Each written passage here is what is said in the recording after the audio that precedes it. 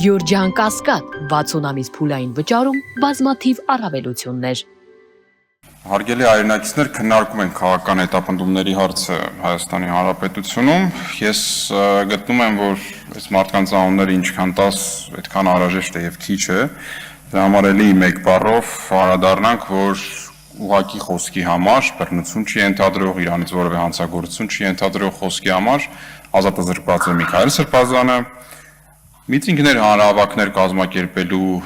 գուցե լավ նախապատրաստվելու հանրահավաքներ կազմակերպելու համար ներողություն ազատազրկված է Բագրատ Սրբազանը, հայտնի 18 արդարների գործով։ Նաև վերջերս ազատազրկվեցին սուր խոսքի համար Վազգեն Սաղաթելյանը, Նարեկ Սամսոնյանը, մեր ձևով եկեղեցու կողքը կանգնելու խոսքի համար ազատազրկված է Սամվել Կարապետյանը, եւ հետաքրքիրն այն է, որ այս դեգրադացիան մենակ իրապահ համակարգում չէ եւ դատական համակարգում չէ նմանատիպ հարցերում, դեգրադացիան քաղաքական հետապնդումների տեսանկյունից պետական ապարատում, նաեւ վարչական, այսպես կոչված անկախ մարմիններում է, մասնավորապես հանրային ծառայությունների կարգավորման հանձնաժողովն է այս նույն թեմայի մեջ, երբ գուցե էլեկտրական ցանցերում առկա իրական խնդիրները բացահայտելու, գուցե կազմակերպությանը իսկապես ցավեցնելու ինչ-որ տուգանքներով, հանձնարարականներով խնդիրներ լուծելու նպատակ հետապնդելու փոխարեն, ըստ էության ինչով է զբաղված հանձնաժողովը,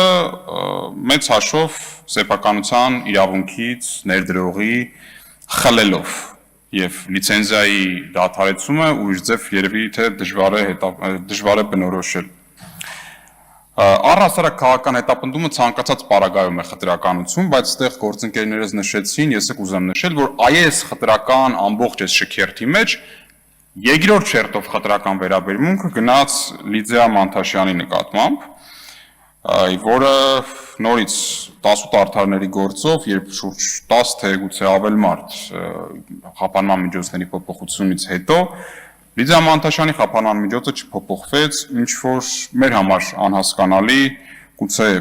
ինչ որ վրեժխնդրության հարցերից ելնելով, չգիտեմ։ Ամեն դեպքում հիմա բոլորս քննարկում ենք, որ եվրոպական կառույցները, մարմինները կամ արևմտյան առհասարակ լուր են, չեն խոսում իրավունքների պաշտպանությամբ տրադիցիոն կերպով, մասնագիտացված հասարակական կազմակերպությունները բերանները ջուր են առել, որովհետև ինչպես երեք շատ դիպուկ գրել էր լրագրող Արամ Աբրահամյանը, դրա համար դրամաշնորհներ չեն բաժանվել, չեն հայտարարվել։ Ես կարծում եմ, որ նմանատիպ խնդիրները, եթե մի պահ վերանանք, որ իշխանապողությունը իհարկե անհրաժեշտ է, բայց արդյոք հարցնելով այս հարցադրումը անելով արդյոք բավարար է թե ոչ, ես կարծում եմ երկու ամեն դեպքում խնդիր կա, երկու նպատակ կա, որին պետք է հասարակական քաղաքական դաշտը ձգտի,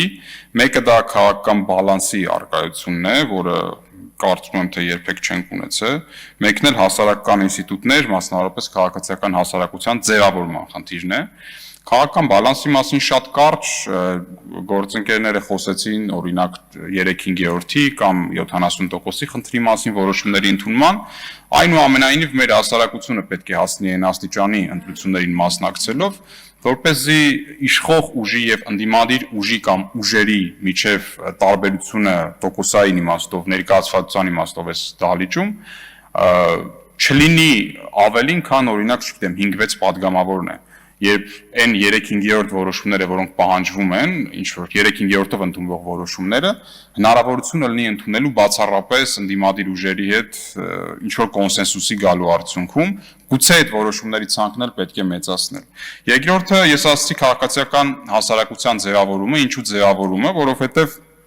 համաձայնվենք, որ մենք տարիների վեր մտածելով, որ ունեցել են քաղաքացիական հասարակություն, իրականում աուտսորս են կարել քաղաքացիական հասարակությունը Եվրոպային, Միացյալ Նահանգներին, որը չեմ ասի, որ վատ է, բայց մենք խնդիր ունենք մեր հանրային օրգանիզմի իմունային համակարգի զարգացման, այն պարագաներում, երբ որ աշխարհակաղակական պայմաններից ելնելով, այդ մարդիկ նորմալ է, շահագրգռված չեն այդ դրամաշնորհները շարունակեն այն նույն շահերի, այն նույն բծախնդրության տեսանկյունից, որ անում էին առաջ։ Եվ այդ գործունեությունը շատ խոսվեց, ընկերները խոսացին համակարգման, ինստիտուցիոնալիզացման թեմայով, ես գտնում եմ, որ խնդիրը ոչ թե քաղաքական ուժերի միասնական ինստիտուցիոնալիզացումն է, որը անհնար է, այլ հայ հասարակությունը պետք է վճարի իր ռեսուրսներով սեփական քաղաքացիական հասարակության մարմինները, օրգանները ստեղծելու համար, որը 1-2 գոնե իշխանապողությունից հետո ձեռք կբերի այդ հեղինակությունը եւ ինչպես նաեւ գործընկերների ասին մենք չունենք թիվը օրինակ ներողություն 10-20 վայրկյան չունենք թիվը հետապնդվողների քաղաքական նկատառումներով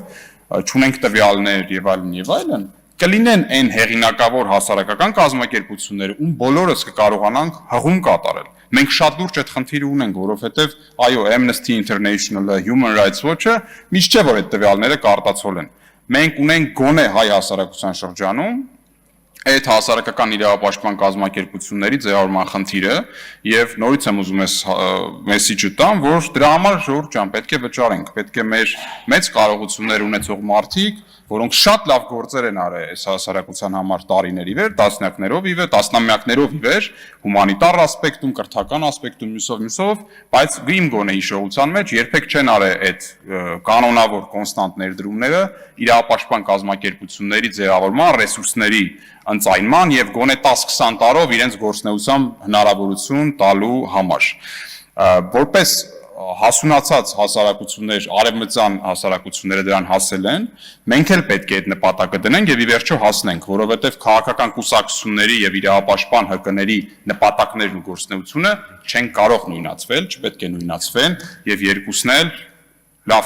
վիճակով եւ կարողություններով մեզ անհրաժեշտ են։ Շնորհակալություն։ Շնորհակալություն։ Արգելի հայրենակիցներ, միջ Արմինե Ֆանյանին ձայնը տալը, ես ուզում եմ տեղեկացնել, որ ցավոք սրտի ես էլ ստիպված եմ գնալ հիմի դատավարության եւ այսօրվա մեր լսումները կշարունակի մեր շատ հարգելի գործընկեր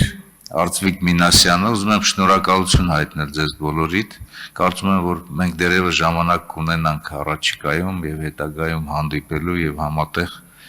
աշխատանք իրականացնելու նաեւ նշված ուղղությամբ։ Հիմա վերջին խոսքը ես ասեմ, խոսքը տրվում է Արմինե Ֆանյանին, նախապատրաստվի Տաթև Սողոյանը։